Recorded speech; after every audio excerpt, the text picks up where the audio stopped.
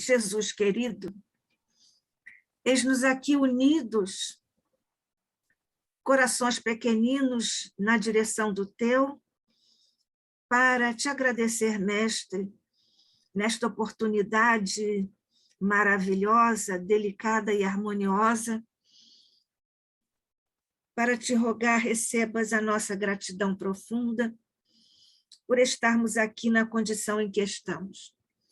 Hoje, Mestre, muito especialmente, nós celebramos pelos calendários da Terra o dia que marcou o advento do Espiritismo para a humanidade terrena, na magistral obra para a humanidade, que é a codificação por nosso querido Allan Kardec.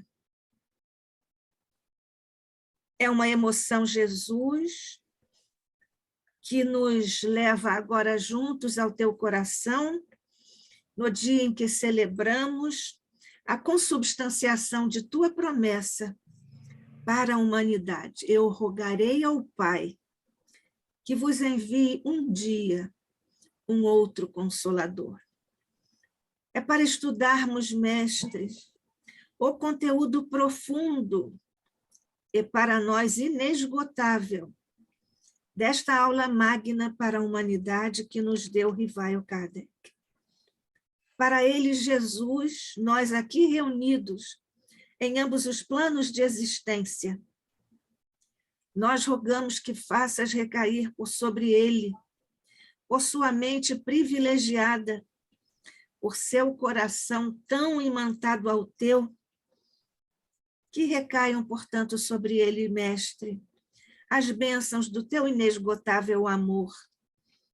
E se nos for possível pedir-te, envia neste instante para que ele receba, nas alturas em que certamente está, as vibrações de nossa gratidão profunda por tudo que nos legou, que nos guia qual farol inconsútil para que possamos chegar até a tua mão e a misericórdia de nosso Pai.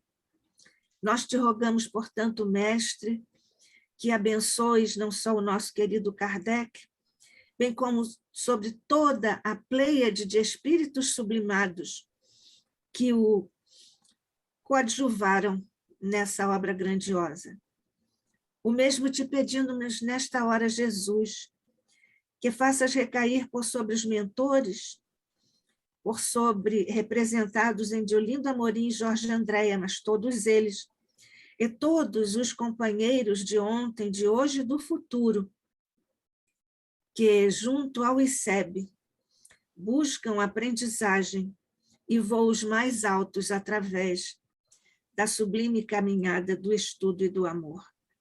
Fica conosco, Mestre, abençoa e envolve o nosso querido irmão amigo José Henrique Rubim de Carvalho, para que possa, mais uma vez, em estando conosco, com sua dedicação e seu amor, possamos dele receber o fruto de seus estudos amorosos, que sempre traz em benefício de todos nós. Graças te damos, portanto, rogando bênçãos por sobre a nossa reunião. Que assim seja, sob a graça de nosso Pai.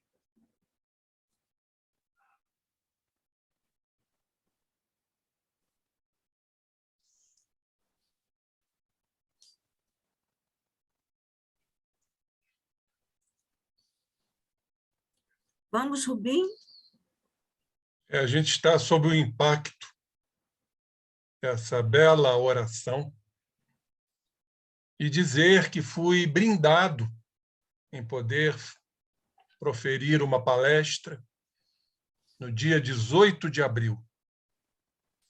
Esse dia magnânimo, 18 de abril de 1857, estamos comemorando 165 anos de trabalho, de dedicação, tantos e tantos companheiros não citados por falta exatamente de tempo da nossa querida Nádia, mas que militaram e outros que militam dentro dessa doutrina redentora, desta doutrina consoladora, sobretudo, porque consola nossos corações a seguir, a prosseguir, intrépidos, altaneiros, diante das provas e dos reveses, como Kardec o fez na sua belíssima missão. Portanto, me sinto rejubilado por estar aqui ao lado de vocês, queridos companheiros do Instituto de Cultura Espírita do Brasil, e vamos levantar esse instituto, indiscutivelmente, nos unindo para que a obra continue. Seremos apenas passageiros temporários na brilhante obra que o Instituto de Cultura Espírita nos proporciona.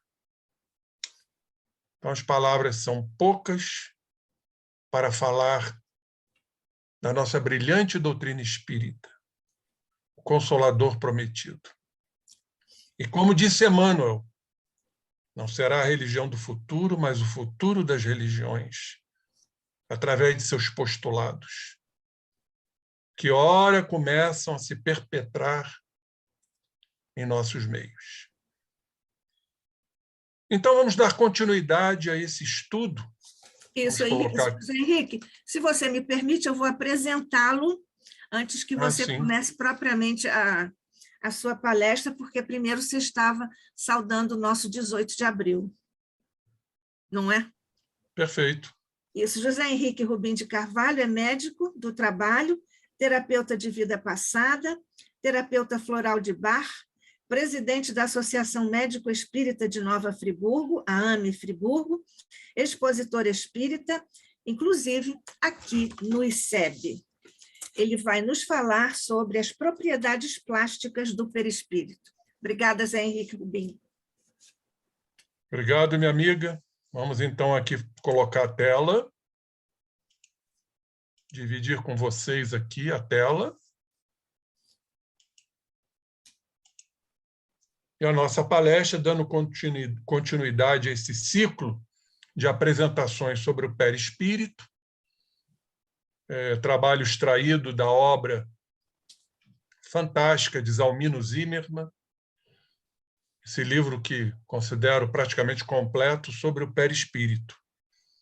E hoje vamos falar, estamos nas propriedades do perispírito, sobre as propriedades plásticas, assunto extremamente interessante para o nosso conhecimento do perispírito, do psicossoma, corpo perispiritual e outros termos, modelo organizador biológico, campos morfogenéticos, segundo Rupert Sheldrake, o excelentíssimo biólogo inglês.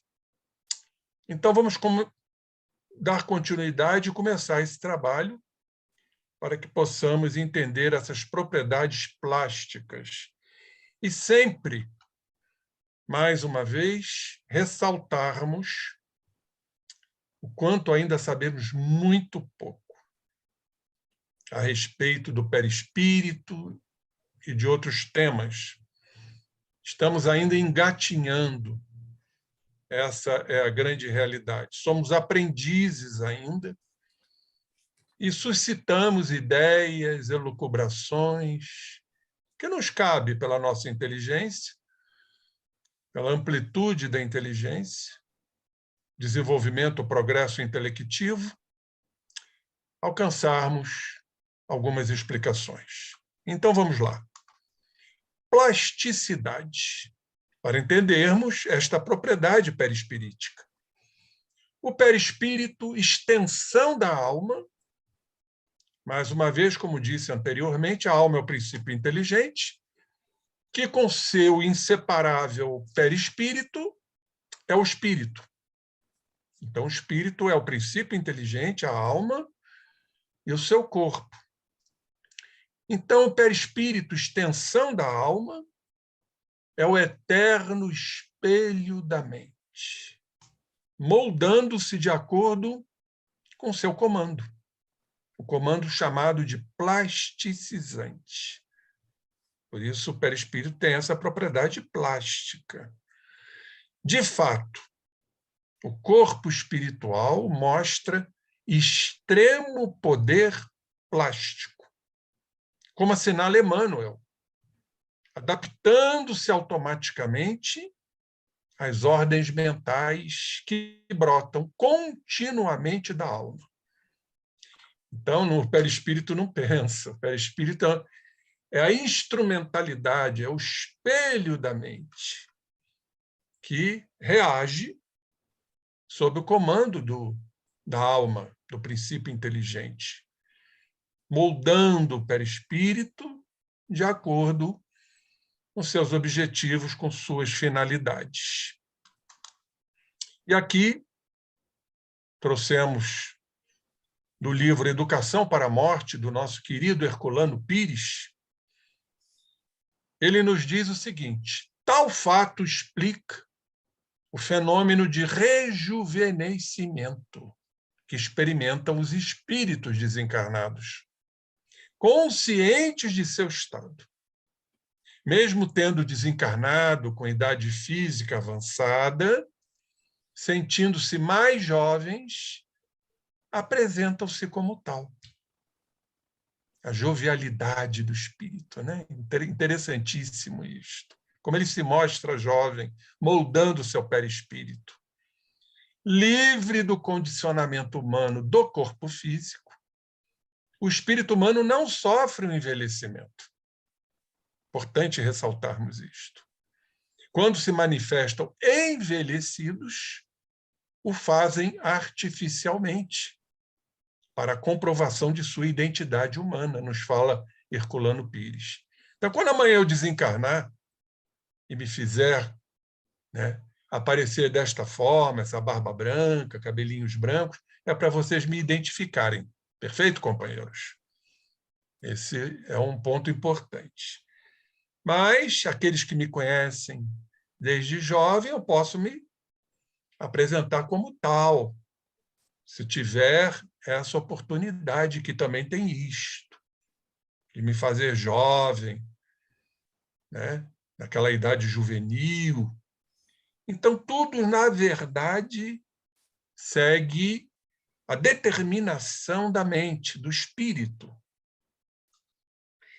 A forma que assume pode, às vezes, em certos limites, tudo tem suas limitações, dizer muito com a capacidade intelectual, com o desenvolvimento da vontade, com treino mental. Tudo é treinamento, tudo é adestramento. Enfim, isto independentemente do aperfeiçoamento moral. Você pode ter um aperfeiçoamento intelectual e não o ter moral. Isso não impede, né, de o espírito, a alma, vamos assim dizer, atuar no seu corpo perispiritual, dando a forma que melhor lhe aprouver. Então, ensina Emmanuel, por Francisco Cândido Xavier, nos diz o nosso querido Emmanuel. O crescimento intelectual, com intensa capacidade de ação, pode pertencer, como sabemos, a inteligências perversas. Daí a razão de encontrarmos, em grande número, compactas falanges de entidades libertas dos laços fisiológicos, orgânicos, operando nos círculos da perturbação, deixa eu botar aqui um pouquinho aqui para o lado, e da crueldade, com admiráveis recursos de modificação perispirítica nos aspectos em que se exprimem. Então, eles podem tomar formas aterrorizadoras para gerar perversidades, crueldades, impactos emocionais. Claro, vamos entender que tudo é permitido de acordo com as necessidades, as aplicações disso tudo. A espiritualidade superior não permitiria se não houvesse um objetivo, até para a identificação de que existe um espírito, a sobrevivência da alma, a inexistência da morte. Os anjos caídos, eu não gosto muito desse termo, mas eu entendi o que o nosso querido Chico quis nos dizer. Na verdade, Emmanuel, né? Todos nós trazemos o reino de Deus em nós. Todos nós temos a sublimidade em nós. Então, podemos dizer que quando fracassamos, não estamos cumprindo as leis de Deus, somos essas criaturas chamadas de anjos caídos, porque na essência somos anjos. O reino de Deus está em nós, não podemos esquecer isso. Então, diz Emmanuel aqui, no livro Roteiro, os anjos caídos não passam de grandes gênios intelectualizados, com estreita capacidade de sentir, apaixonados, paixões transbordantes, guardam a faculdade de alterar a expressão que lhes é própria, fascinando e vampirizando os incautos, os imprevidentes, os ignorantes, nos reinos inferiores da natureza. Contudo, tal possibilidade de alterar a indumentária perispiritual é limitada ao padrão evolutivo do espírito. Aqui, evolução no seu sentido mais abrangente, intelectual e moral. Intrínseco a cada alma. O espírito só pode adequar-se perispiritualmente aos moldes que digam com as suas vivências pretéritas. Então, ele não pode moldar ao seu bel prazer, e sim tudo relacionado com as suas vivências pretéritas e atuais, ou seja, de acordo com a sua realidade íntima, com a sua realidade psíquica ou psicoespiritual. Bom, nesse capítulo, a propósito, impõe-se considerar que, independentemente das aquisições intelectuais, pode o espírito mergulhar em tão severo desequilíbrio afetivo que, imerso no que chamamos de monoideísmo avassalador, André Luiz chama de monoideísmo auto-hipnotizante, chega a entrar num processo de retração do campo, que sustenta sua própria tessitura perispiritual, comprometendo dolorosamente suas funções. É o caso dos ovoides, muito bem descritos por André Luiz, pela mediunidade do Chico. Monoideísmo avassalador. Isso é preocupante, companheiros. Isso é muito preocupante, porque não estamos isentos desses processos monoideísticos, que quando chegarmos no mundo espiritual, dependendo das nossas fixações monoideísticas, nós podemos gerar uma mutilação ou uma atonia, falta de função. Atonia, falta de função, falta de tônus do corpo perispirítico, dando ao espírito essa formação circunsférica chamada de ovoide. Quais são essas fixações possíveis? O espírito está fixado naquela ideia. Deplorável. Podemos citar, por exemplo, a culpa, ambição desmedida, vingança. Mas poderemos citar também apegos desmesurados.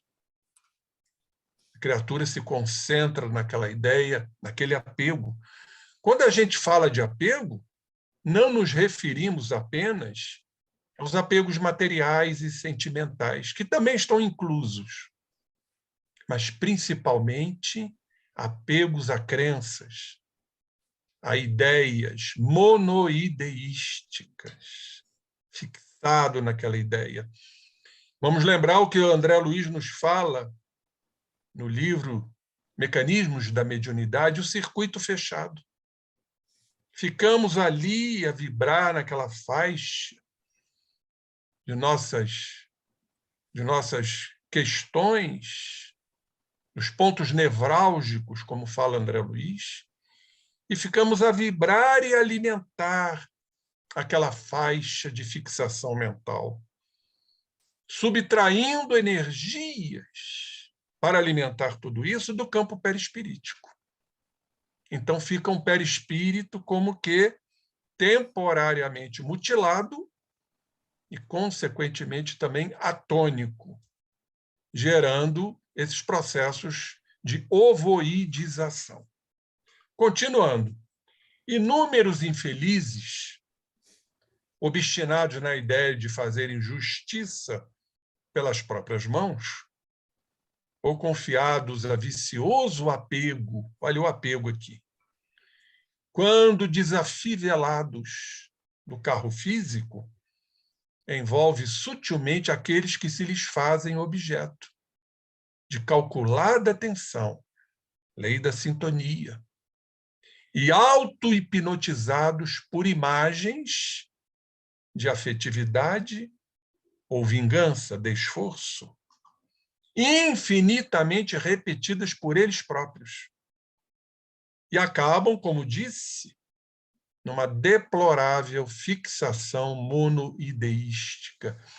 Isso tudo vocês estão já observando por conta da plasticidade, das propriedades plásticas do perispírito.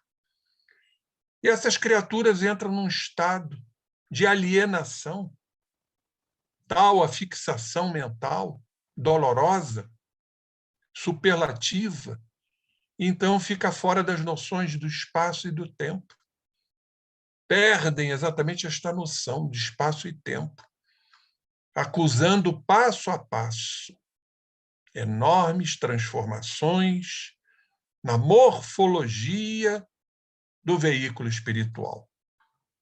Porquanto de órgãos psicossomáticos ou perispiríticos retraídos, exatamente como disse, por falta de função, assemelham-se a ovoides, vinculados às próprias vítimas. Muitas vezes esses ovoides são inseridos nas criaturas, nas vítimas encarnadas, por espíritos mais argutos, mais astutos, mais inteligentes. Porque esses espíritos totalmente alienados, fora da noção de tempo e espaço, não têm absolutamente noção disso. Tal o estado monoideístico em que se encontram. Então, há uma vinculação às próprias vítimas, que, de modo geral, pela sintonia, eles aceitam mecanicamente a influenciação, a face dos pensamentos de remorso, olha aí a culpa presente, arrependimento tardio, ódio voraz. Quando eu disse não estamos muito distantes disso, temos que tomar muito cuidado. Não sabemos da nossa arquetipia, não sabemos de nossas sombras, como dizia o nosso querido Jorge Andréa, dos núcleos em potenciação espirituais. Não sabemos nossos complexos, que trazem a sua independência, complexos esses carregados de afetividade, como nos fala Jung. Jung nos diz que quando não conseguimos controlar esses complexos, nós ficamos como que despersonalizados, há uma divisão, há uma cisão da personalidade, traduzindo isso tudo em quadros psicóticos, os surtos psicóticos. E não podemos esquecer que esses complexos trazem essas questões monoideísticas próprias das criaturas desequilibradas. Por isso eu afirmei que temos que tomar muito cuidado para não entrarmos nesses processos infelizes de fixações mentais. Então, egoísmo exigente, que alimentam no próprio cérebro através de ondas mentais incessantes. No tocante à criatura humana, o obsessor passa a viver no clima pessoal da vítima, processo de vampirismo, em perfeita simbiose mórbida, absorvendo-lhe as forças psíquicas. Situação essa que, em muitos casos, se prolonga para além da morte física do hospedeiro, conforme a natureza e a extensão dos compromissos morais entre o credor e o devedor. Processo obsessivo. Isso está lá no livro, maravilhoso livro Evolução em Dois Mundos, pelo espírito André Luiz, psicografia do nosso querido Chico. Muito bem, em processo a evidenciar caso extremo dessa retratilidade perispiritual, mostra veemente das possibilidades plásticas do corpo da alma, do perispírito. É de duração relativa, dentro da lei de causa e efeito, que todos nós estamos inseridos, que rege a evolução humana. Chegado o momento, como isso se retroage? Como isso se soluciona? A bendita lei de amor, esta promanada pelo amantíssimo Pai, o arquiteto da vida, o geômetra do universo, proporciona a todas as criaturas, e não condená-las ao fogo eterno, a possibilidade da remissão de suas dívidas morais.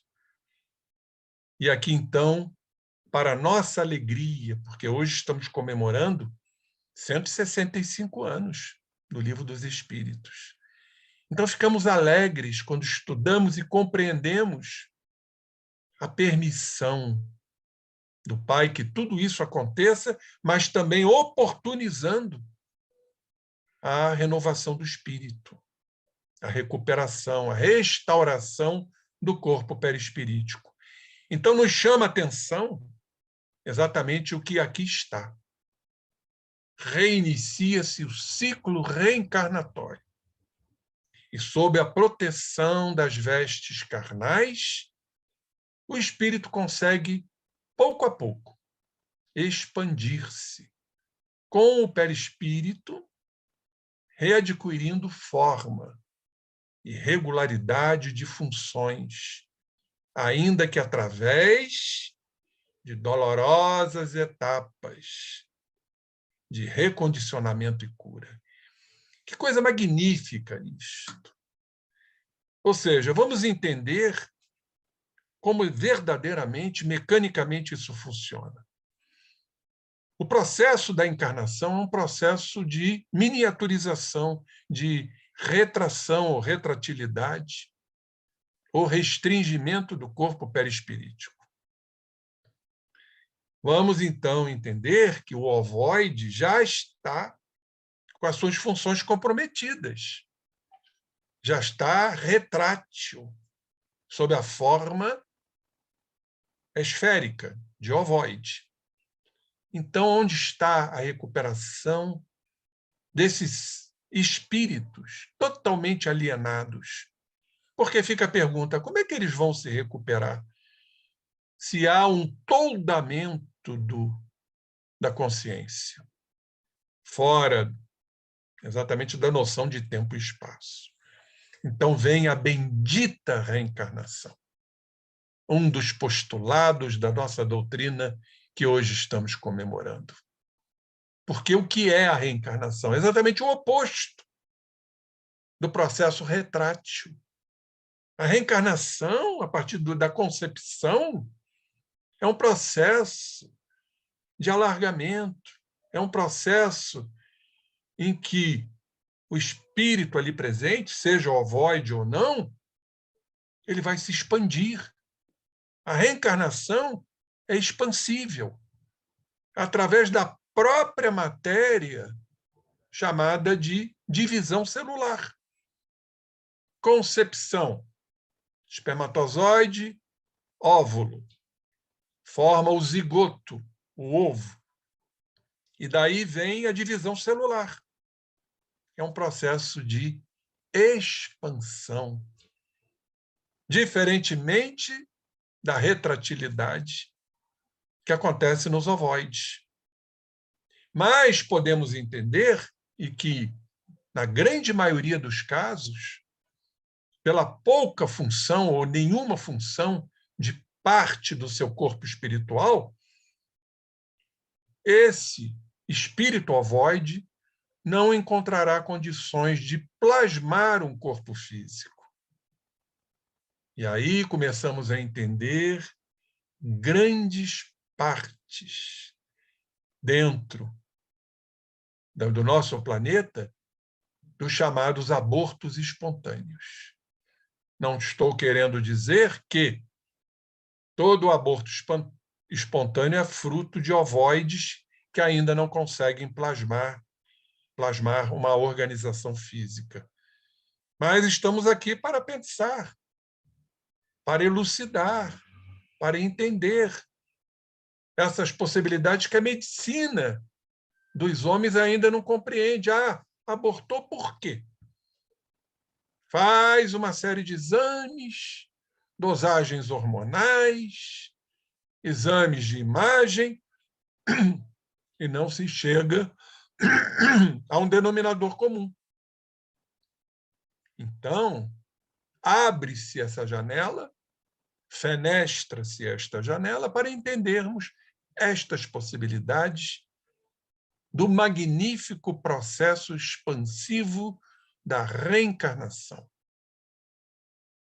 Ora, chegará o momento que, através de etapas dolorosas, de recondicionamento, o espírito, que antes era ovoide, já começa a tomar noção do seu estado e condições para plasmar uma organização física, que também poderá apresentar deficiências dentro da lei de causa e efeito. Isso extremamente estudado por uma especialidade da medicina chamada de teratologia médica, ou seja, o estudo dos monstros. Terato vem de monstros.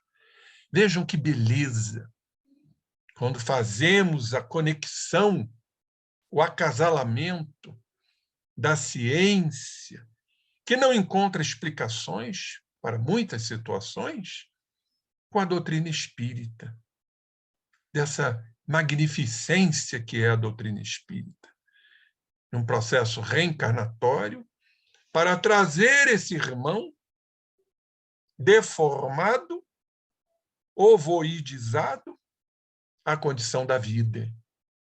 A vida que temos que valorizar por conta disso tudo.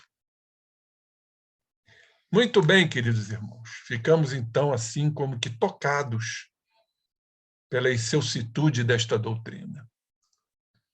É essa propriedade do perispírito que explica diversos outros fenômenos que ocorrem tanto na dimensão espiritual como na física, dentre os quais a adaptação do perispírito, a adaptabilidade perispirítica, comumente usada pelos espíritos superiores, os quais, segundo informa André Luiz, alteram a forma de seus corpos espirituais. Para quê? Reduzindo sua própria luminosidade, fazendo-se como que opacos, assumindo aspectos que possam combinar com as regiões aonde eles vão e as almas que merecem seu serviço socorrista.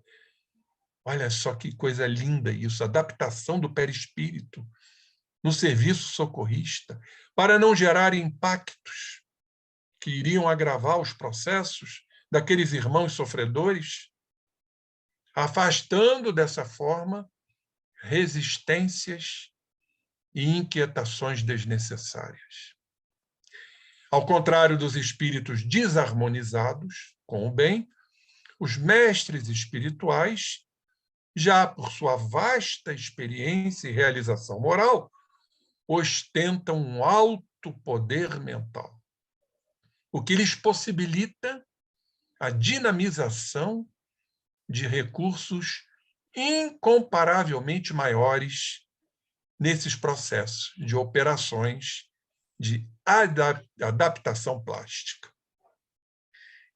Continuando, há uma certa semelhança entre a dinâmica que rege esses processos de adaptação perispirítica e a dos chamados processos ideoplásticos, que é a ação da mente na matéria sensível, quintessenciada, que é o corpo perispirítico, para dar uma determinada forma. Chamamos isso, com ou sem materialização, que pode haver uma tangibilidade, chamamos isso de ideoplastia. Está aqui, com a criação das mais variadas formas, tangíveis, ou seja, materializadas ou não, sustentadas pela ação mental, que pode ser consciente ou inconsciente, isso extravasar inconscientemente, ou às vezes um processo de indução espiritual, externa, e duração proporcional à persistência do pensamento, da matéria mental que sustenta. A esse respeito ensina Kardec: os espíritos atuam sobre os fluidos espirituais. Não vamos adentrar nesse campo, vou deixar esse campo aí mais para o nosso irmão Cláudio Conte, que é físico, mas sabemos da diferença de energia para fluido. Temos os fluidos materiais, que sabemos, utilizados, por exemplo, na fabricação de remédios, de alimentos. O que são fluidos? Fluidos é exatamente aquilo que não tem uma forma própria. Exemplo, dentro da física, os líquidos e os gases, as substâncias gasosas. Agora, ficamos a imaginar os fluidos espirituais que desconhecemos. Interessante que na obra de Kardec, ele não utiliza o termo energia, ele utiliza o termo fluido, que é diferente de energia. Muito bem.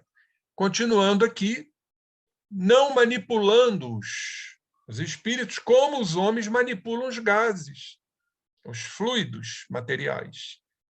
Mas, no caso dos espíritos, eles empregam o quê? O pensamento e a vontade. Querer fazer alguma coisa. Para os espíritos, o pensamento e a vontade são o que é a mão para o homem. Isso é bastante claro. Pelo pensamento, eles imprimem àqueles fluidos espirituais tal ou qual direção, aglomerações, combinações que desconhecemos, químicas compatíveis. Como temos ainda muito que aprender, eu fico assim naquela... A gente chama de prurido intelectual, né? Uma coceira intelectual, de querer aprender mais e a gente não poder.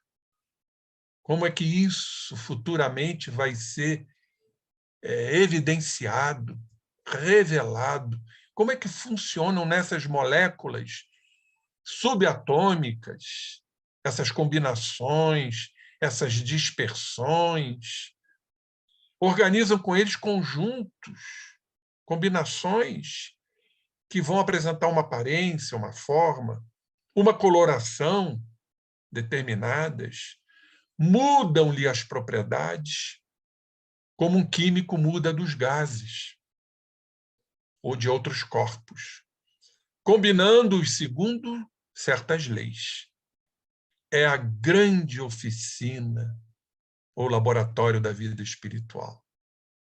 Isso é de uma grandiosidade maravilhosa. Um dia podemos estar nessas grandes oficinas, nesses grandes laboratórios do mundo espiritual, para entender a dinâmica disso tudo, desses fluidos espirituais, porque os fluidos espirituais nós desconhecemos, apenas sentimos esses fluidos. Por exemplo, no passe. O passe não é energético, o passe é fluídico. Transfusão de fluidos espirituais que chegam na matéria para que, então, isso possa ser transfundido aos irmãos ali receptivos. Continuando, algumas vezes essas transformações resultam de uma intenção. Às vezes há uma intenção consciente. Outras são produto de um pensamento inconsciente, em que se extravasa, ou sob uma indução, levando a esse pensamento inconsciente. Mas basta que o espírito pense uma coisa. Sabemos que pensamento é matéria, né? Para que esta se produza. É uma matéria quintessenciada. Como basta que modele uma área para que esta repercuta na atmosfera. Muito bem. É assim, por exemplo, que um espírito se faz visível a um encarnado. Olha que interessante isto. Que possua a vista psíquica. Está bastante claro aqui que a vidência, a vista psíquica, é uma faculdade anímica própria do ser, que nasceu com essa tendência, com essa predisposição. Tanto que o processo medianímico é físico também, principalmente físico. A vidência é anímica. A partir do momento que há uma interação com o espírito, passa a se chamar medianímica. Então, não vamos atribuir à vidência uma faculdade mediúnica, porque não é. É anímica, é própria da criatura que reencarnou com esta predisposição, com essa vista psíquica. A partir do momento, então, que ele passa a ter a vidência em relação a um irmão desencarnado e interagir com ele, aí, verdadeiramente, estamos num processo medianímico, sob as aparências que tinha quando vivo na época em que o segundo o conheceu, embora haja ele tido, depois dessa época, muitas encarnações. Toma forma, né? A aparência. Isso está lá em A Gênese, lá no capítulo 14º, que é interessantíssimo esse capítulo. No item 2, pode o espírito assumir também, ainda que momentaneamente, as formas de uma pessoa encarnada, se tiver a necessária capacidade mental, chegando até tornar-se tangível, ao ponto de causar, como diz Kardec, uma completa ilusão. E classificou esse fato como um singular fenômeno dos agêneres. Está lá no livro dos médiuns. Então, você pode ter um espírito ao teu lado, tangível, você tocar nele, se iludindo, crendo que você está diante de uma criatura encarnada e ser um espírito, um agênere. Vejam que possibilidades, né? Devido à plasticidade do perispírito. Dessa forma, podendo aplasmar múltiplas aparências, o espírito se apresenta debaixo daquela que mais reconhecível o possa tornar, se o quiser. Óbvio, assinala Kardec esclarecendo. É assim que, embora como espírito nenhuma enfermidade corpórea lhe reste, era do corpo físico, ele pode se mostrar estrupiado, coxo, ferido, com cicatrizes, tudo adquirido no plano carnal, no plano material. Se isso for necessário a lhe comprovar a identidade. Então, estão vendo aqui, mais uma vez, um processo de ideoplastia, ou seja, atuação da mente na matéria sensível, para que então o espírito se mostre como ele era quando encarnado, ou como ele estava, né? Estrupiado, coxo, com ferimentos, com cicatrizes. O mesmo se observa com relação ao traje. O dos espíritos que nada conservam das fraquezas terrenas, aquele de ordinário consta de amplos panos flutuantes e de uma cabeleira ondulante e graciosa. Isso é um apanágio deles, né? Essa cabeleira ondulante, graciosa, esses panos flutuantes.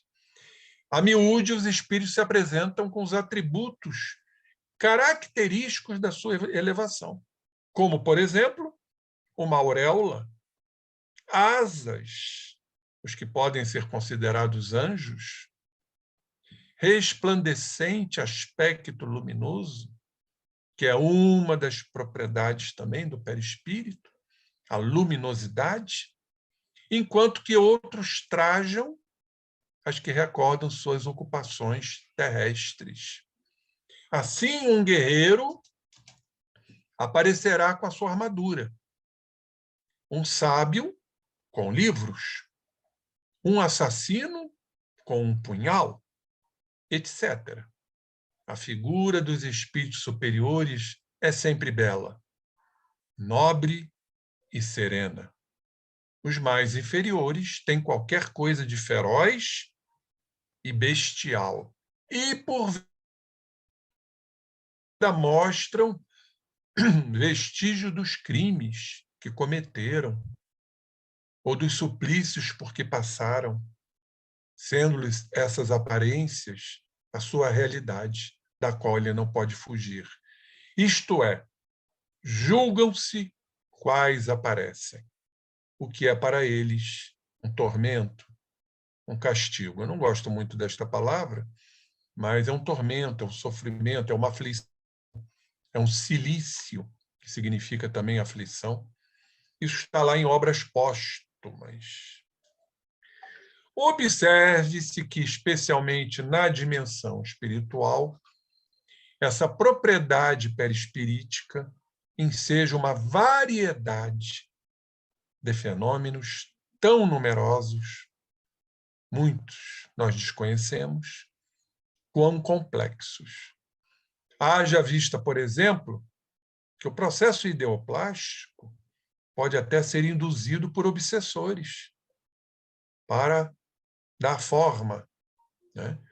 Já sabendo que é a mente que atua nessa matéria sensível, que é o perispírito, que tem este poder, esta propriedade plasticizante ou plástica. Então, obsessores podem atuar, sim, nesse processo, né, de obsidente, obsidiado, e vai levar suas vítimas, por uma sugestão hipnótica, a assumir as mais grotescas formas ou posturas animais, como são os conhecidos casos de zoantropia, que eu tive a oportunidade de presenciar em várias reuniões medianímicas, com destaque para os de licantropia, formas de lobos, formas lúpicas, bem relatados pelos autores espíritas. Obviamente, meus irmãos, essas alterações são sempre provisórias. A dizer, cessada a onda mental, tudo é proveniente da onda mental. atuando na matéria sensível, sutil, corpo perispirítico, que as sustenta. Rompido o processo hipnótico, ressurgem as formas originais.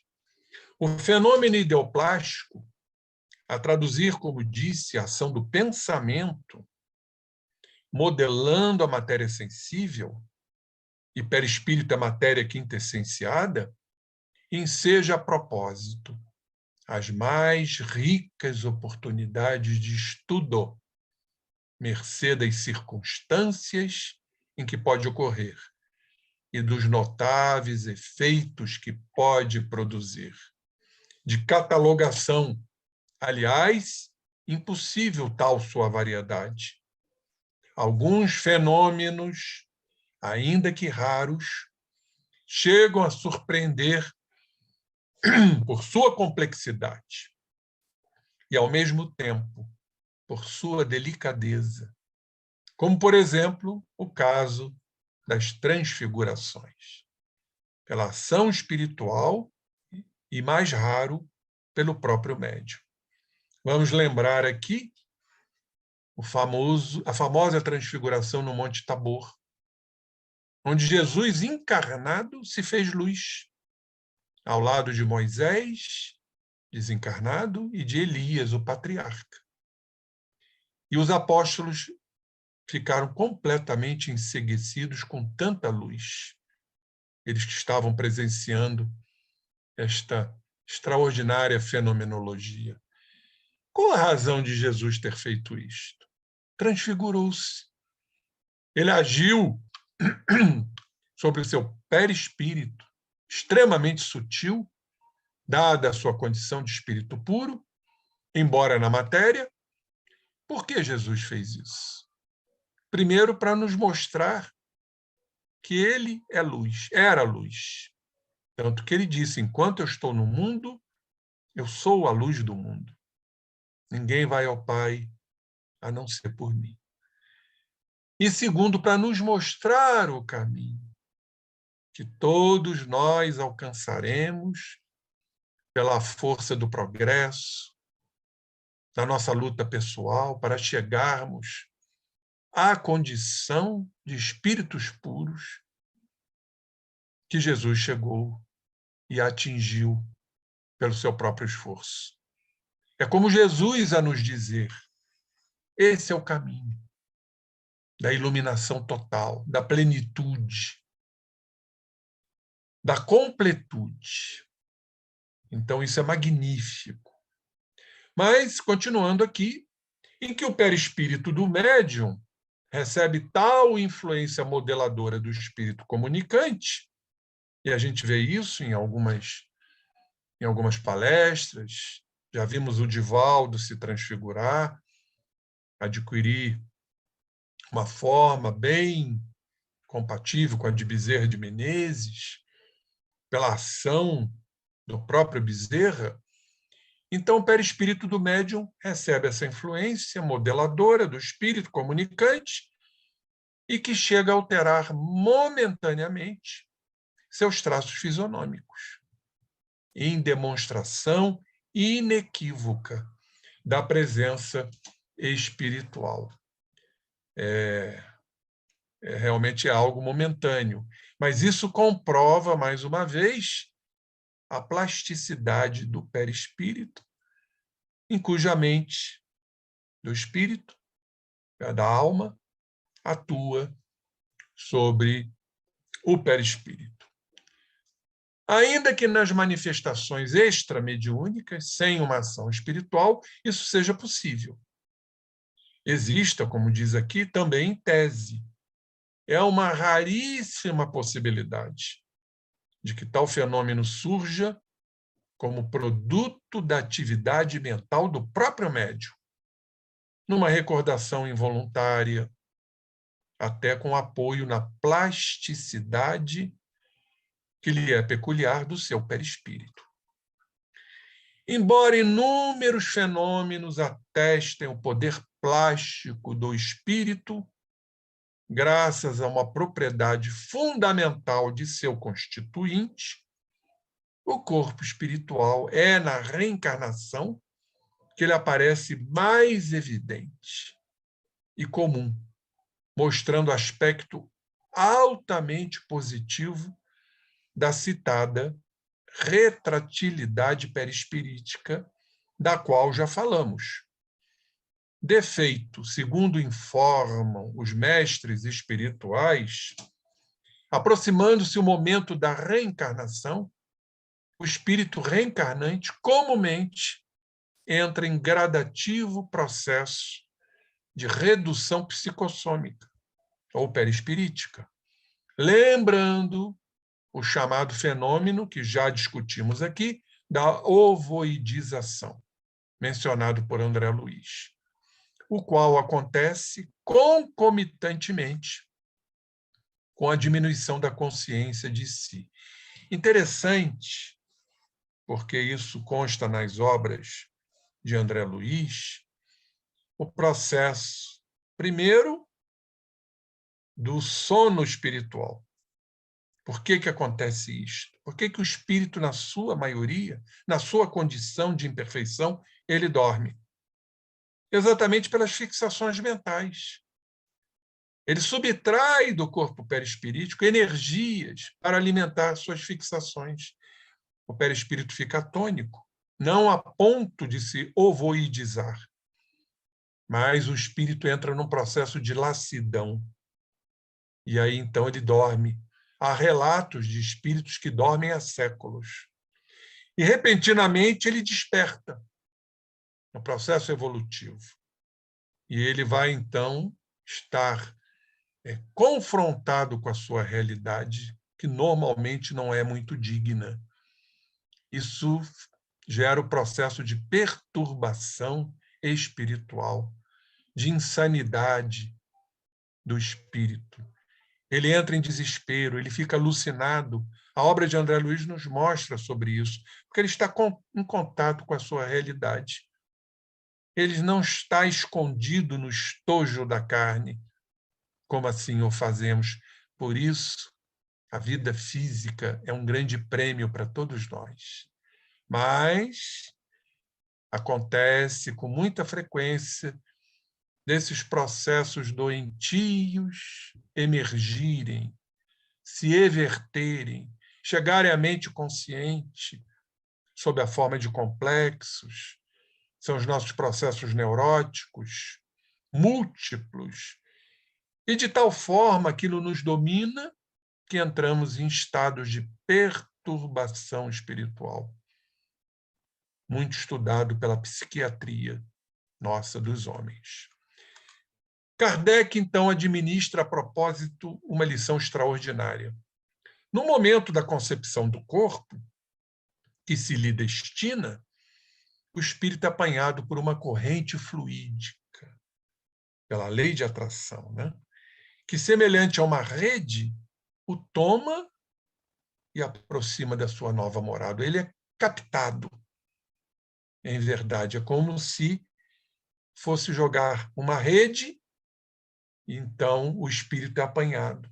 Na verdade, isso é um processo, né, de sintonia, é um processo de afinidade, uma afinidade fluídica, que acontece normalmente. Ninguém vai estar no mundo espiritual e nos dizer, olha, você vai encarnar em tal planeta, em tal orbe, em tal local. Não existe esse juiz. Esse juízo está em nós mesmos, é a nossa consciência. Vamos para o lugar em que nos afinizamos. Essa é a grande realidade. Então, desde o instante da concepção, a perturbação ganha o espírito. Porque nós estamos tão retratilizados com os conteúdos que vão formar nossa personalidade, nossas tendências, vamos estar tão próximos que aquilo indiscutivelmente também leva a um estado de perturbação, acompanhando todo esse processo. E as ideias se tornam confusas, suas faculdades se somem, a perturbação cresce à medida que esses liames se apertam. pois estaremos mais perto de nós mesmos. É tipo uma forma de autoconhecimento. Só que não vamos, nesse momento, nos autoconhecer, mas vamos sofrer por conta disso.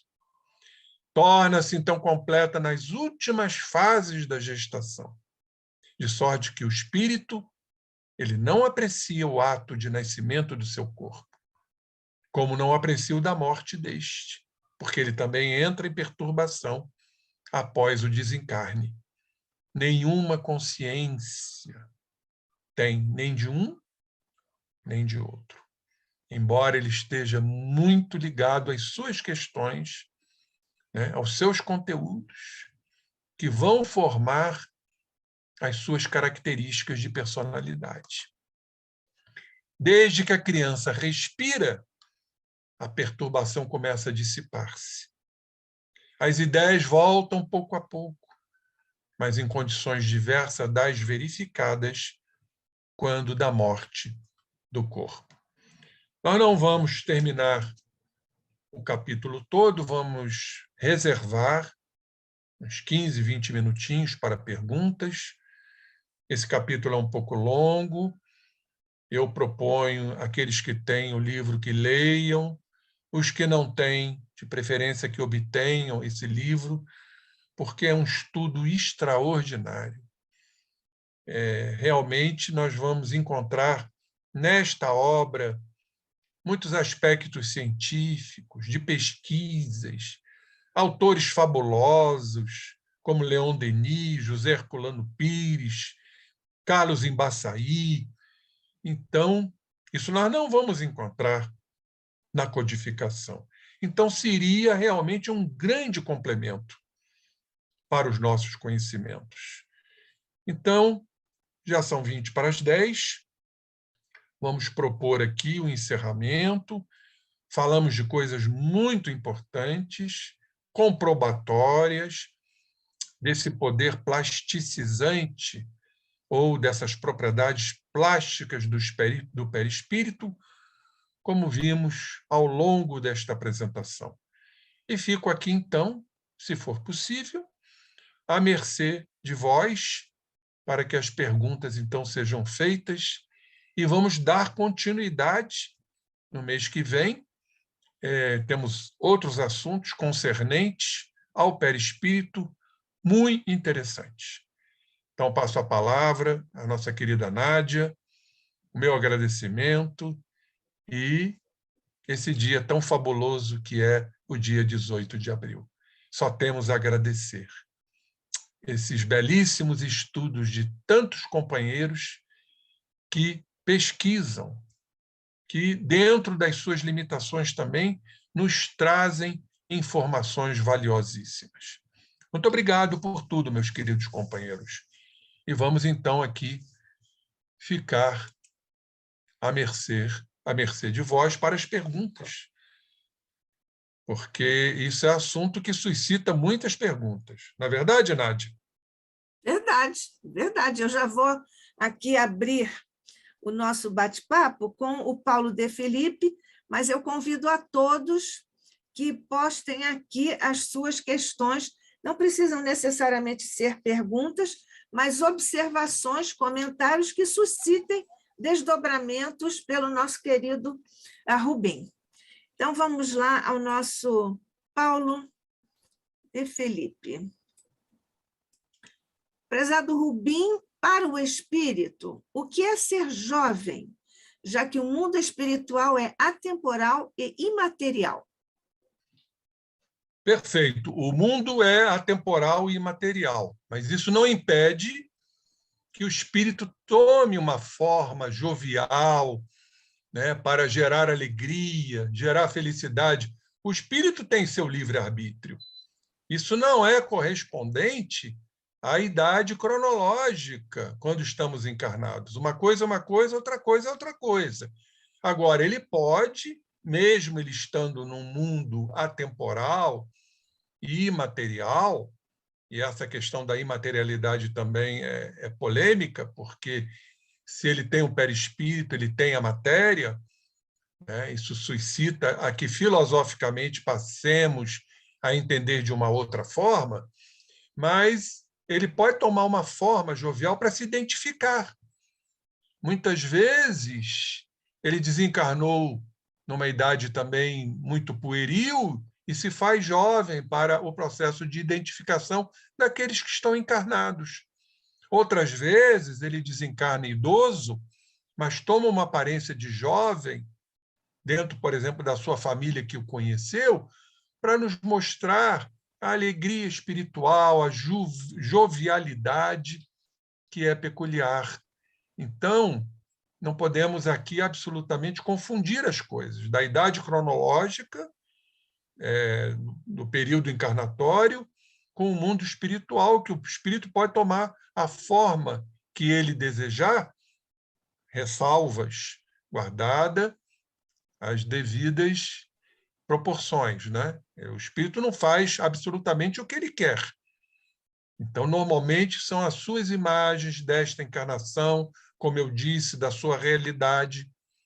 Ele não pode absolutamente, através do seu pensamento, que modela a matéria sensível, tomar todas as formas que ele desejar. Mas, no caso aqui, exatamente para a identificação do espírito, trazendo a alegria, a jovialidade, porque, em verdade, nós somos jovens, somos idosos na cronologia, somos provectos, mas somos jovens. A juventude, a alegria, o prazer de viver, haja vista. Esses espíritos aqui encarnados, que estão aí já praticamente centenários, com uma expressão juvenil, como foi do Jorge Andréia, como está sendo do Divaldo Pereira Franco e de outros irmãos, que envelhecem no corpo, mas não envelhecem na mente. Rubim, que coisa, hein? Somos provectos, mas estamos jovens. Que bela esperança, Rubim. Mas né, Nádia? Pois é, isso é que é esperança. Rubim, o nosso querido Humberto de Campos tem em um de seus capítulos, em um de seus livros, se depois interessar, eu posso procurar aqui para dar precisão à informação, mas ele relata, ele descreve, na verdade, o processo em que há, no plano espiritual, uma espécie de balança, e há uma fila de espíritos desencarnados, e cada um que vai pisando, né, na balança, vai sofrendo ou não um processo de rejuvenescimento. E ele, então, até descreve a lista, que é de acordo com a bagagem do espírito, em função do que tenha produzido de ações boas ou não na encarnação recém-finda. E ele descreve, coloca ali a ficha de uma senhora, idade provecta, como diria você, bem senhora, octogenária, e ela, quando sai da balança, ela é absolutamente jovem, ela é uma jovem. Então, em função do que consta da sua ficha encarnatória recém-finda. Principalmente quando esse espírito, quando encarnado, mesmo numa condição de senectude, ele vive como um jovem, adquirindo virtudes importantíssimas nesta idade, como a resignação, a paciência e a esperança, porque isso são atributos, essas virtudes da alma. Podemos estar nesta idade mais avançada e, no entanto, profundamente resignados, profundamente pacientes e esperançosos. Lembrando que isso já tem uma certa especificidade no campo neurológico, na renovação dos neurônios. Claro, com as limitações devidas. Ninguém vai renovar os neurônios eternamente. Ninguém será Matusalém aqui na Terra, viver 700 ciclos, né? 700 anos. Mas como é importante esse processo da divisão celular dos nossos neurônios, a partir do momento que implementamos energias psíquicas compatíveis. Isso já está provado cientificamente. A pessoa deprimida, a pessoa que está desistindo da vida, desanimada, ansiosa, ela encurta seus telômeros. Consequentemente, a telomerase, que é uma enzima responsável pela divisão celular dos neurônios, ela fica inabilitada. E os neurônios encurtam, o que significa, em verdade, ou melhor, os telômeros encurtam, e, consequentemente, os telômeros. O que significa isto, sob o ponto de vista médico? Significa o envelhecimento e a morte celular. Olha que coisa brilhante isso, né? Então, já aqui no campo orgânico, no campo material, a gente pode estar buscando sempre esse processo de rejuvenescimento, pela eclosão e o desabrochamento das virtudes. Muito bem. O Paulo de Felipe também pergunta: o espírito dormir, Rubim, significa não mais se aperceber, perder sua própria identidade? Isso é que é dormir? Jamais. O espírito não perde a sua identidade como nós não perdemos quando estamos dormindo. No mundo espiritual, o que acontece? A parte mais densa do perispírito entra num processo, né, de entorpecimento, que é o chamado dormir. Mas a parte mais sutil se expande e vai ter com companheiros de acordo com a sua condição. Então, se ele está numa postura deplorável de deficiência, ele vai lidar com os obsessores, que vão atormentá-lo. Por isso que muitos espíritos que estão dormindo, estão na hibernação espiritual, eles despertam como se fosse um pesadelo, acossados que foram por esses irmãos. Então, o que acontece no campo espiritual é o que acontece, guardadas as devidas proporções, conosco aqui. Nós não perdemos a nossa identidade, e nem os espíritos. Apenas, como eu disse, dentro do meu entendimento, há ali uma concentração, por conta das fixações mentais, levando a uma prostração perispirítica, esse é um termo meu, uma lassidão, fazendo com que esses irmãos durmam por um tempo indefinido, de acordo com a sua evolução espiritual. Mas não há perda da identidade, viu, meu amigo? Rubim, uma das descobertas ou das constatações em uma das excursões do nosso querido André Luiz, ele vai até um local onde os espíritos estão adormecidos. Milhares. Não é? Milhares de espíritos. Ele relata isso. Exatamente. E alguns poucos despertam. E esses que despertam entram no processo alucinatório, saem correndo como loucos. Por quê? Entram em contato com a sua realidade. É o que nós chamamos de perturbação. Eles entram em estado de perturbação, como se fosse verdadeiramente um surto psicótico.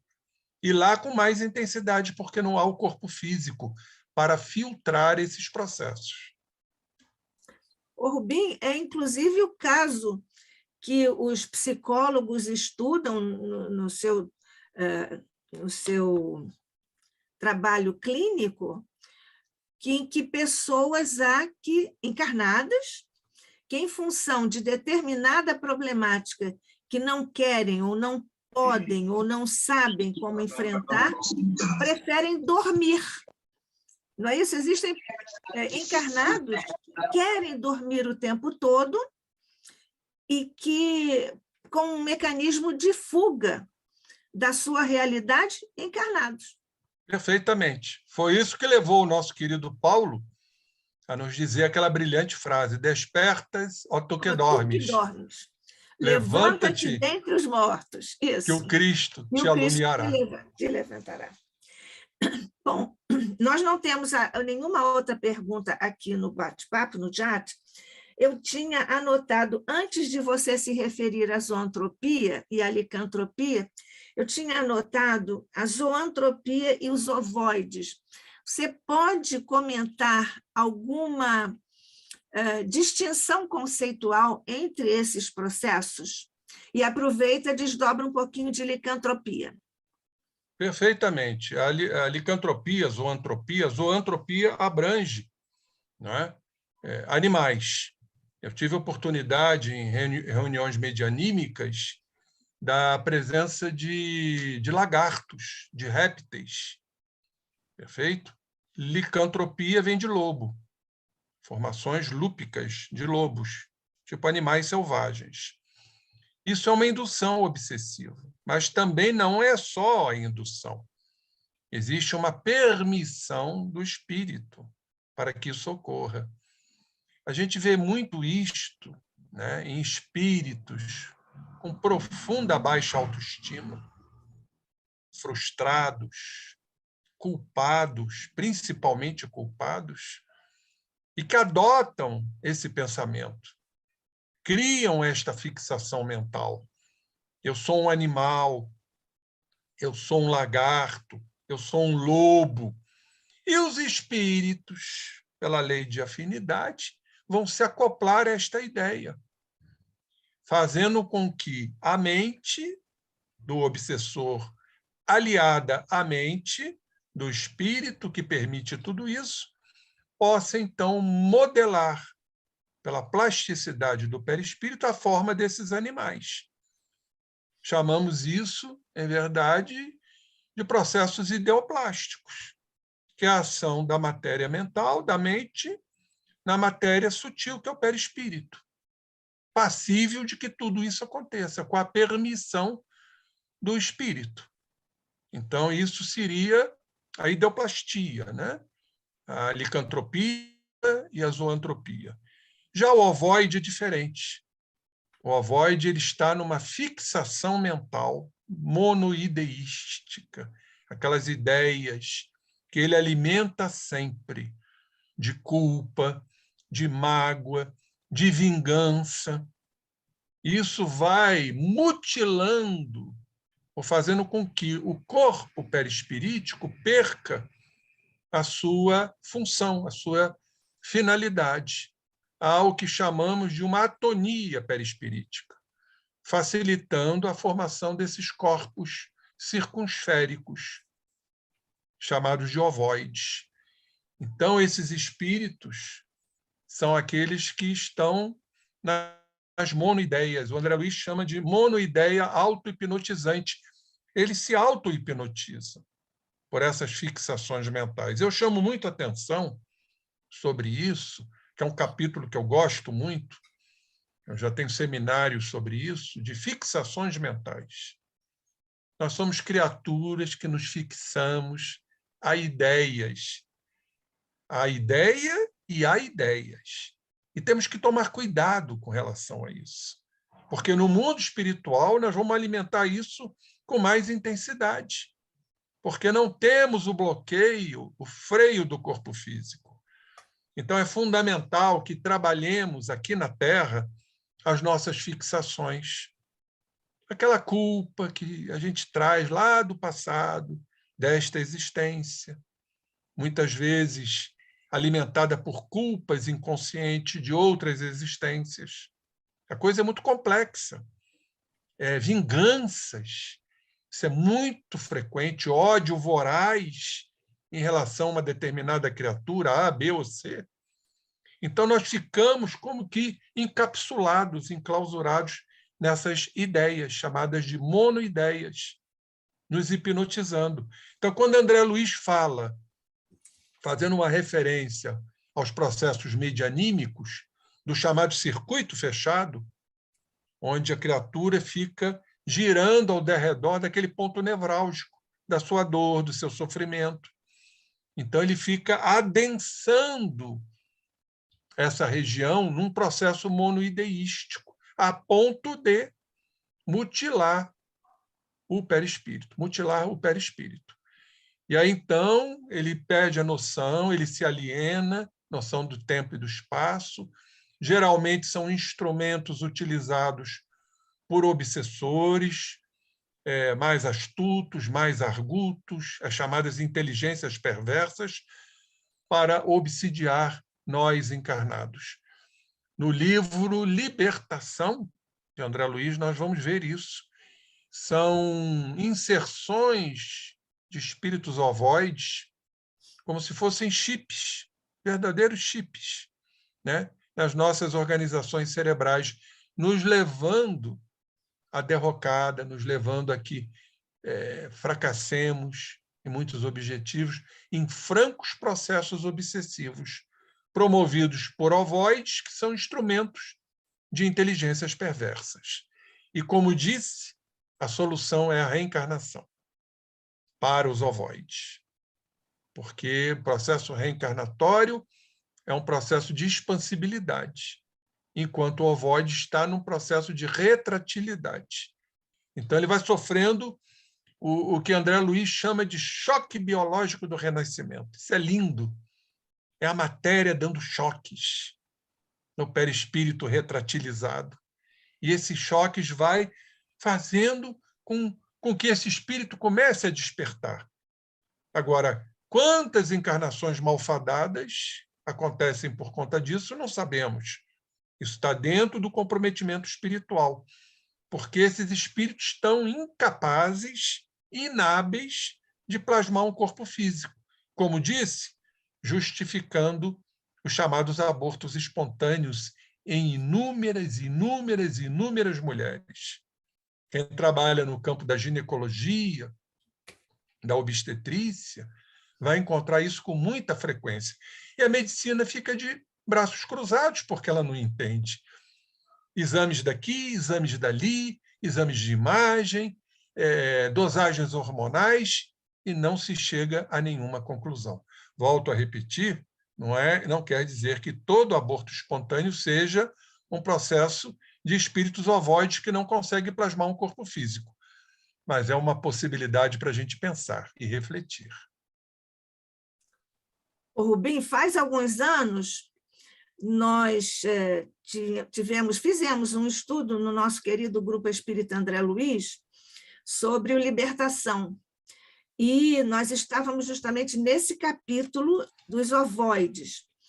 E eu já tinha pensado nisso antes de você pensar esse nosso estudo lá no nosso grupo, mas aproveitando aqui a oportunidade da sua formação como médico espírita, como é que você comentaria os mecanismos, as operações da transformação das estruturas celulares do corpo perispirítico nesse processo de ovoidização e depois de retorno à forma original?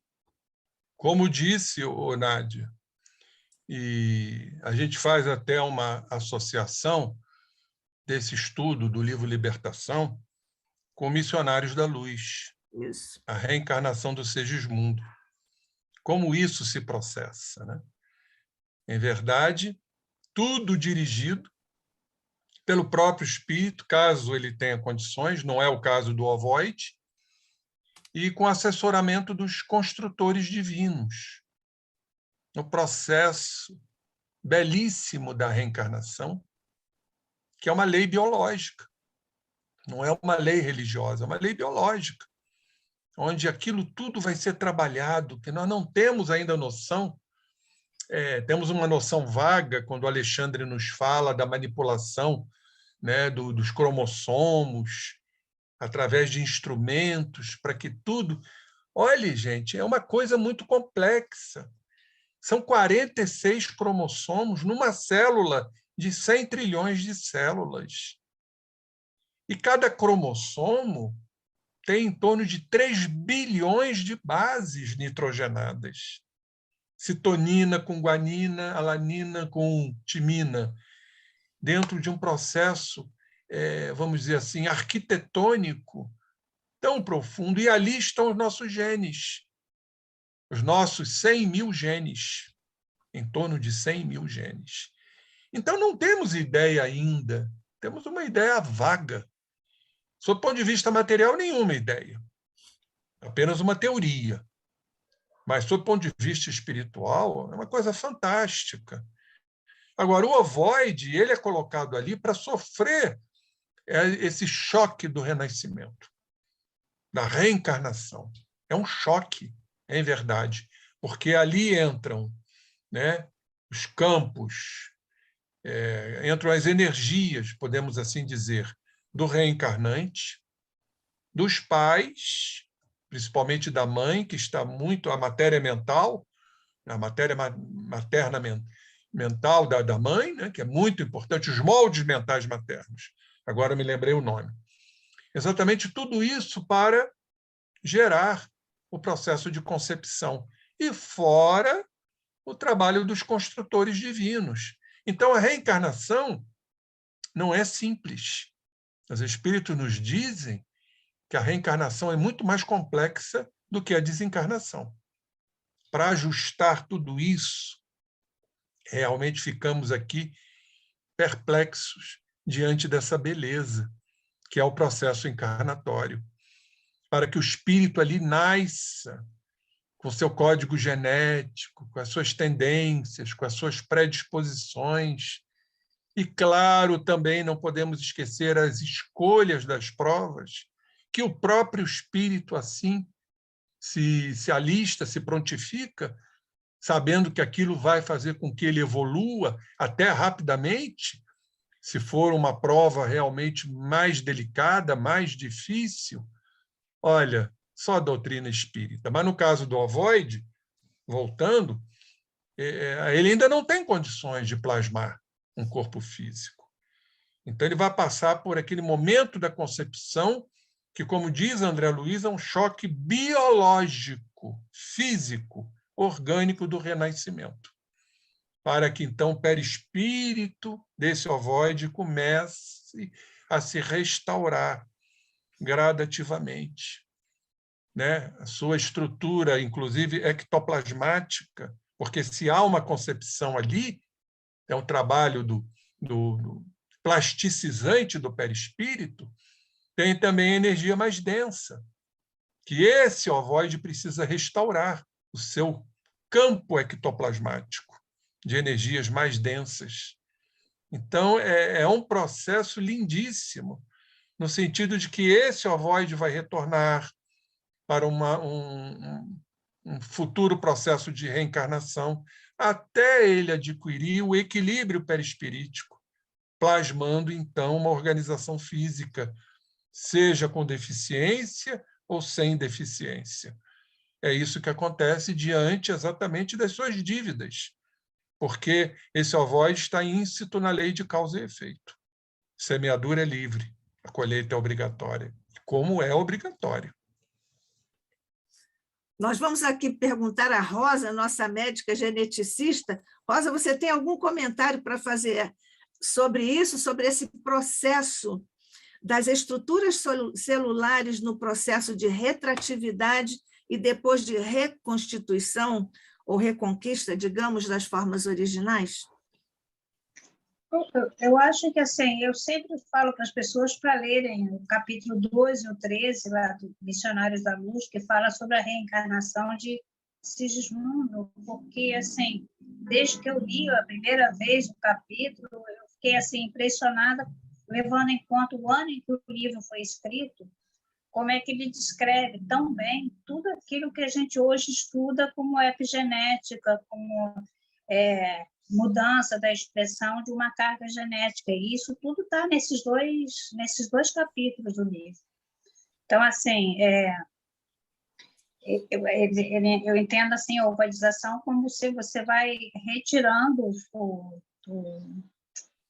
até pela plasticidade do perispírito mesmo, né? Você vai retirando o fluido, né? Você vai reduzindo o tamanho, né? E isso, se a gente lembrar que na concepção o embrião é uma célula, né? Você começa com uma célula só, se junto o espermatozoide e o óvulo, você tem uma célula, né?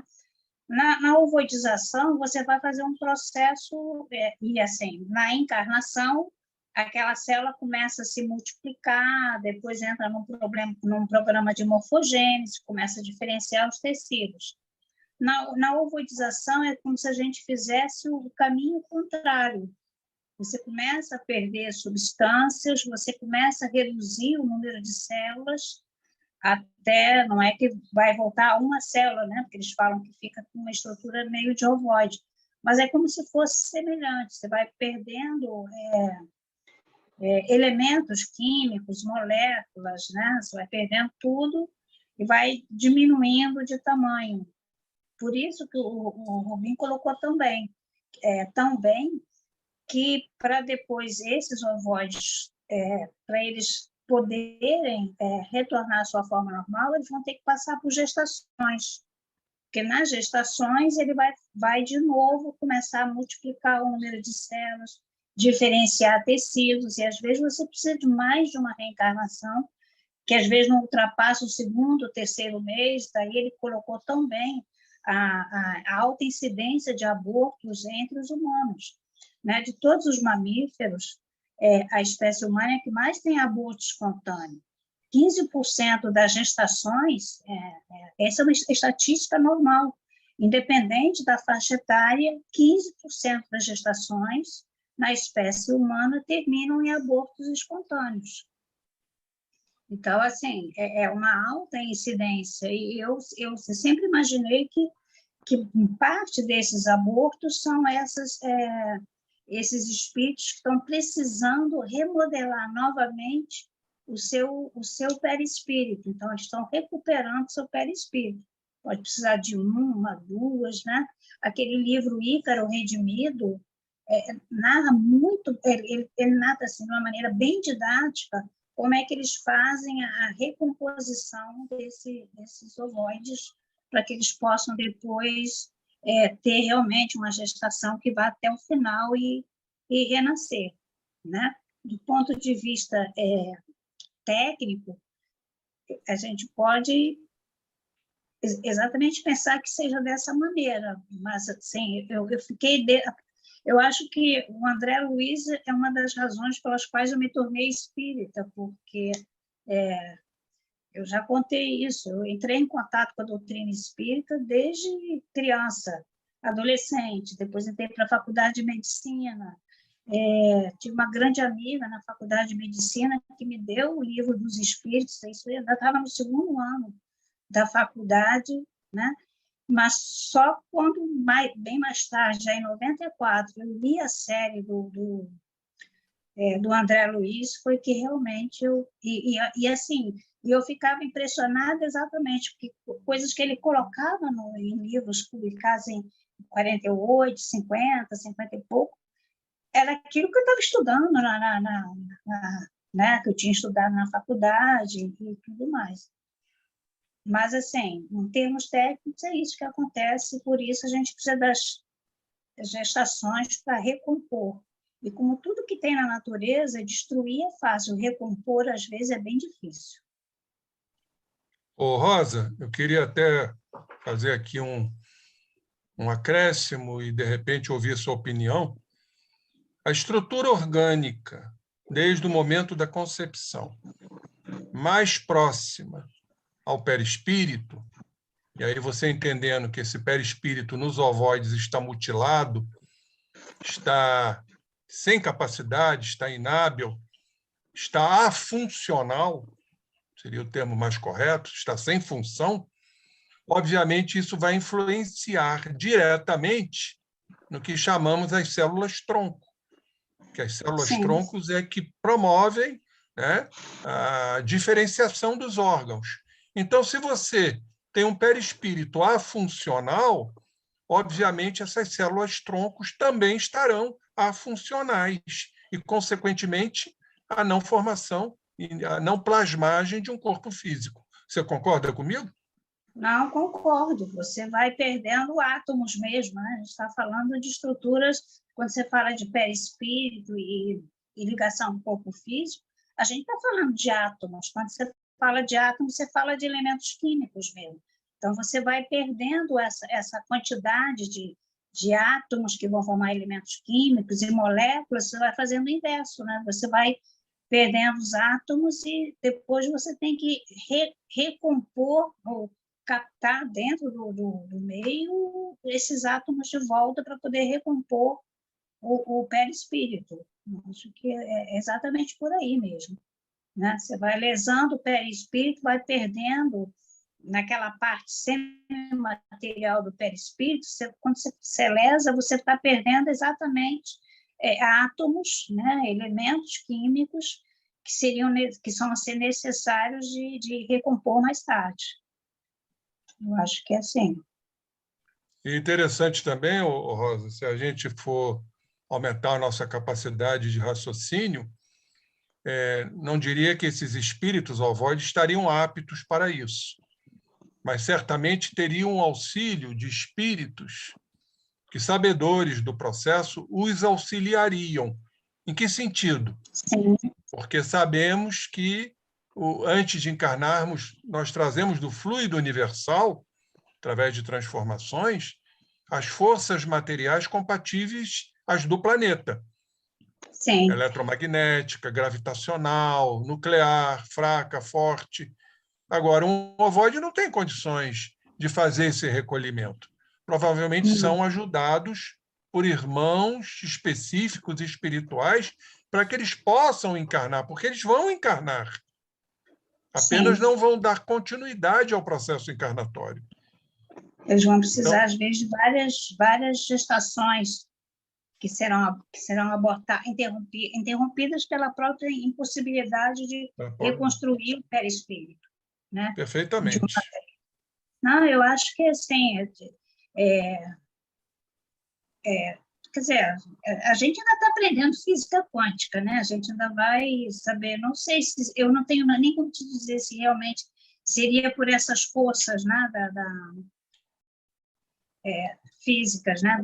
Eu não sei se seria por aí ou se seria mais básica ainda, seria mais básico de reaprender a fazer ligações atômicas mesmo, e formação de elementos químicos, juntar os elementos químicos para fazer moléculas. Eu acho que até talvez seja até um pouquinho mais básico, né?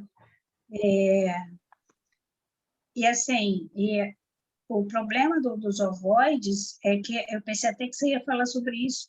São os processos obsessivos, né? Quanto mais o espírito se fragiliza, mais fácil ele fica de processos obsessivos, e esses obsessores eles realmente interferem nessa destruição, nessa desorganização atômica do perispírito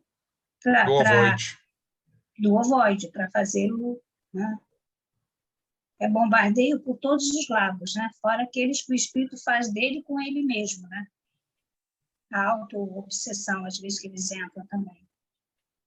E exatamente a gente não sabe até que ponto, em que determinado momento, se esse espírito está fora da realidade, sem noção do tempo e espaço, alienado, sob o domínio dessas inteligências perversas, até em que em determinado momento vai haver a promoção do desvínculo desses irmãos obsessores no ovoide, para que ele possa, então, através desses choques biológicos do renascimento, começar a recuperar a sua condição perispirítica.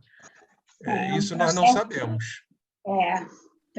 Haja socorrista espiritual para proteger ou retirar esses ovoides, às vezes, de falanges onde eles se envolveram, às vezes, inicialmente, até conscientemente, né? Quantas vezes, né, o espírito facilita seu próprio processo obsessivo, né?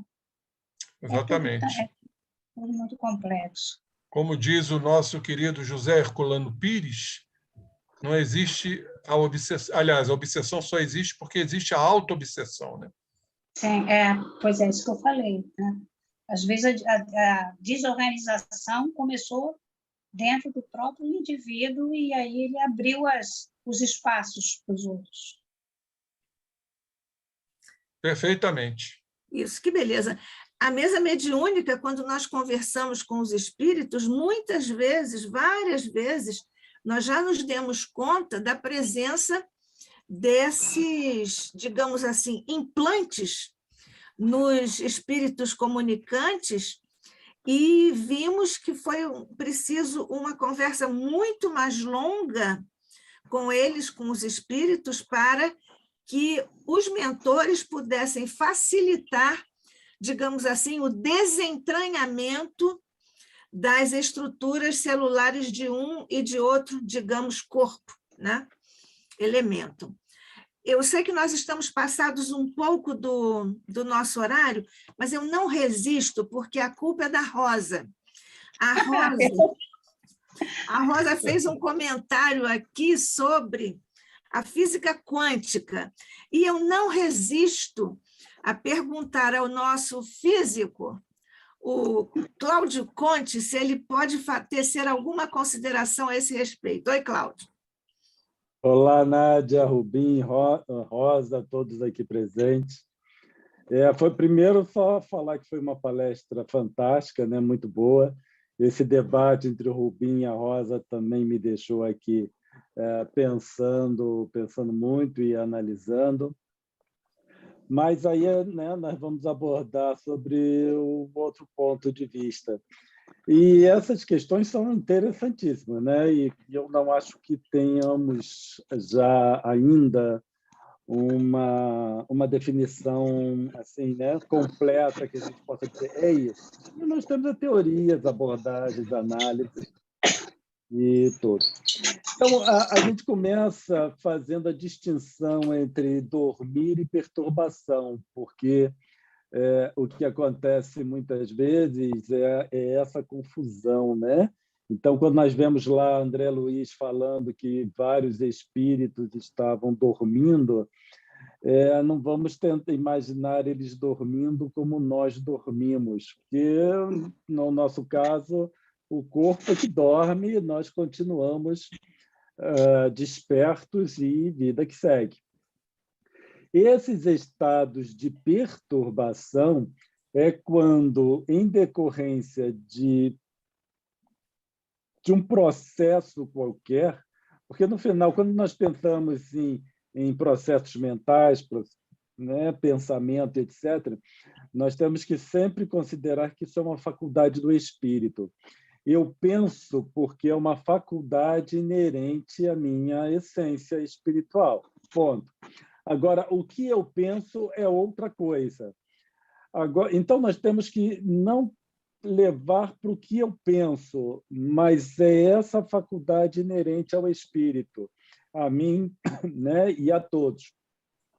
Então, quando nós pensamos em estado de torpor ou perturbação espiritual, seja em decorrência de encarnação, desencarnação ou um processo qualquer, nós devemos levar para uma interferência ou uma alteração dessa função espiritual que é o de pensar, de elaborar processos mentais. Ponto. Então, esses espíritos, eles apresentam uma disfunção nessa função espiritual que é de processamento. E, com isso, acaba reduzindo, o que nós podemos dizer assim, reduzindo a velocidade de processamento. Então, uma perturbação nós devemos levar para uma interpretação de a redução da velocidade da capacidade de processamento de informação. Só isso já leva o espírito a um estado de perturbação. Esses de André Luiz são aquelas situações em que o nível está muito limitado. Então, nós temos que pensar numa velocidade, capacidade de processamento de informação muito limitada, porque o conteúdo psíquico ele continua existindo no espírito, seja na encarnação, desencarnação ou numa perturbação por qualquer motivo. O conteúdo o espírito mantém, então ele não perde esse conteúdo, por isso que ele consegue sair daquela situação em que ele estava e continuar a sua vida. Porque se eu perder esse meu campo informacional, que é minha mente, então depois eu tenho que levar tudo de novo o tempo todo para agregar informação. E isso, né, não seria assim viável. Então, o problema, né, no nosso ver, não é no campo de informação, mas sim na função espiritual que leva a esse estado de perturbação. Agora, se isso vai ser para encarnação ou uma ovoidização, não importa. O processo é o mesmo. Só que um é um processo natural, isso acontece conosco, né? Para encarnar.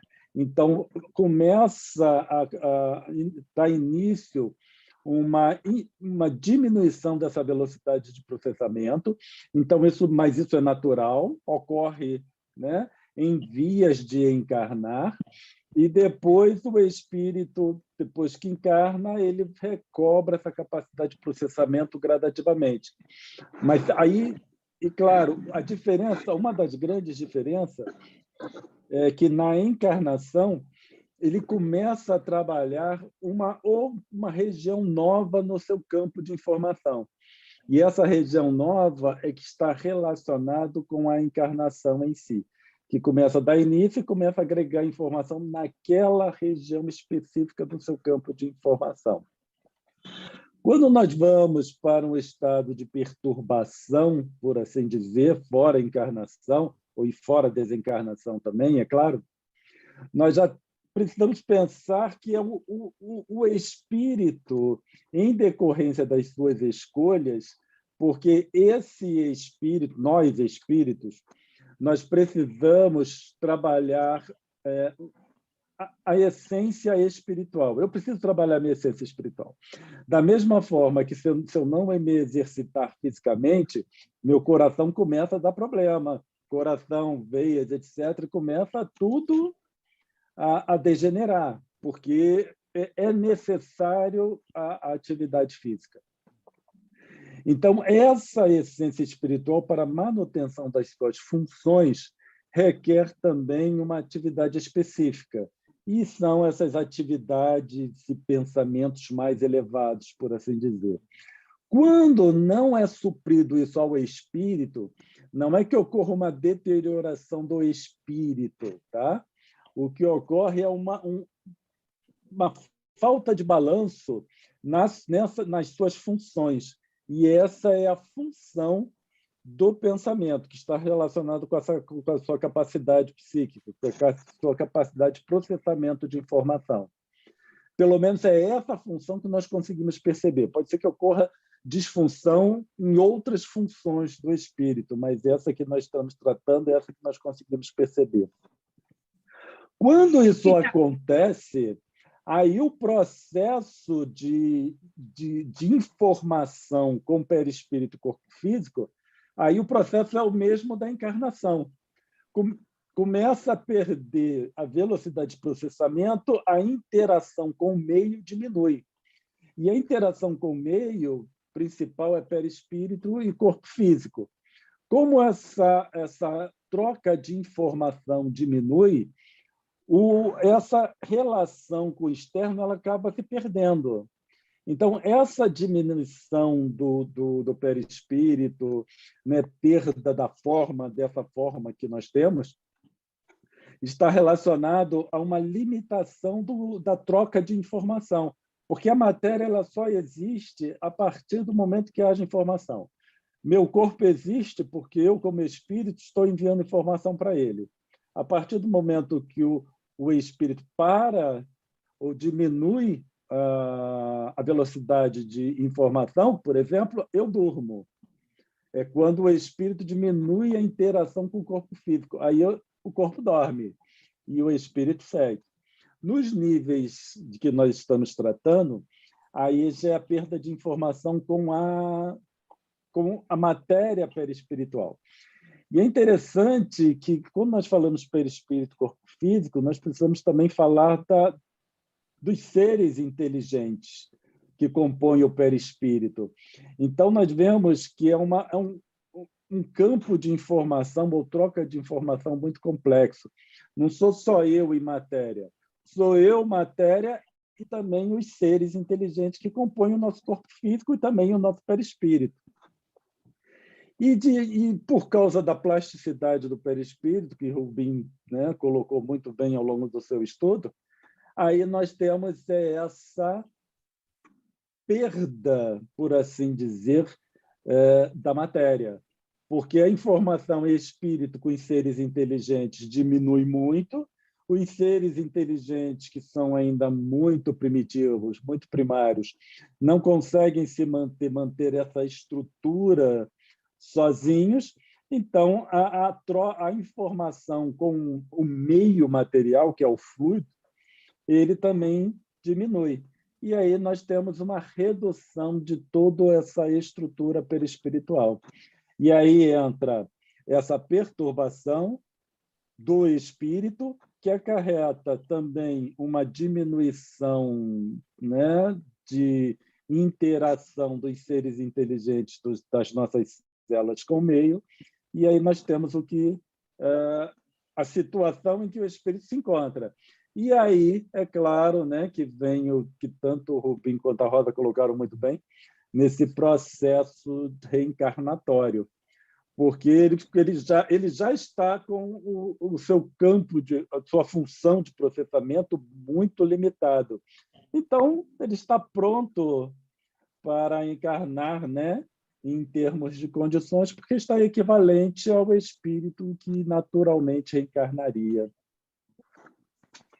É isso que, né, na nossa concepção, podemos resumir. Muito obrigada, Cláudio.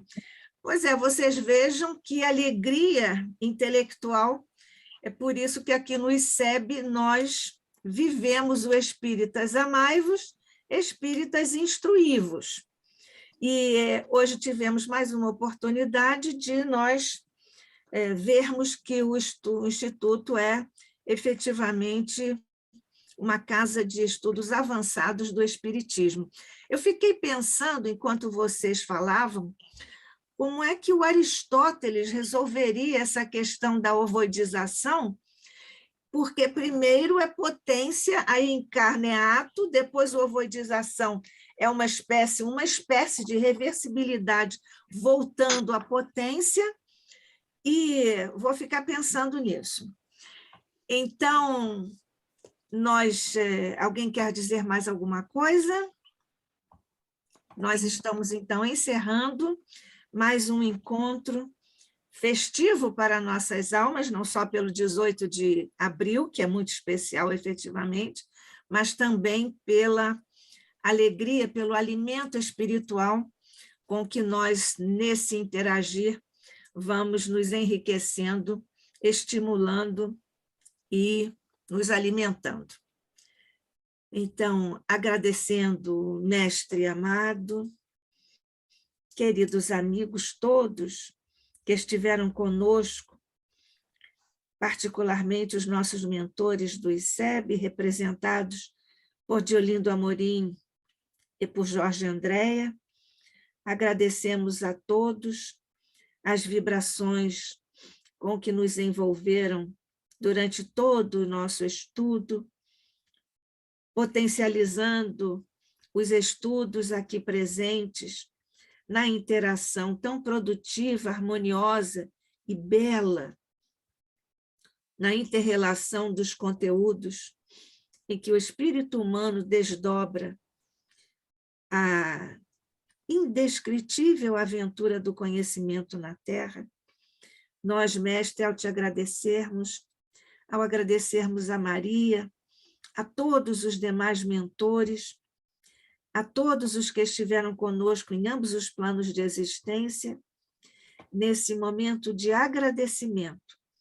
Nós, Jesus, te agradecemos, ó Maria, também te agradecemos, mas unamo-nos em corações e mentes, em vibrações, para enviarmos neste instante, ainda que modestamente, uma vibração de gratidão absoluta, profunda, ao nosso querido Hippolyte Léon Denis Rivail, o nosso inesquecível Allan Kardec. Jesus, ajuda-nos nesta hora, neste envolvimento sublime de tuas vibrações crísticas, possamos, com essa tua ajuda, elevar até Kardec o preito de gratidão imenso, profundo e permanente de nossos corações pela dádiva que nos ofereceu em teu nome na codificação da doutrina imorredora que é o Espiritismo.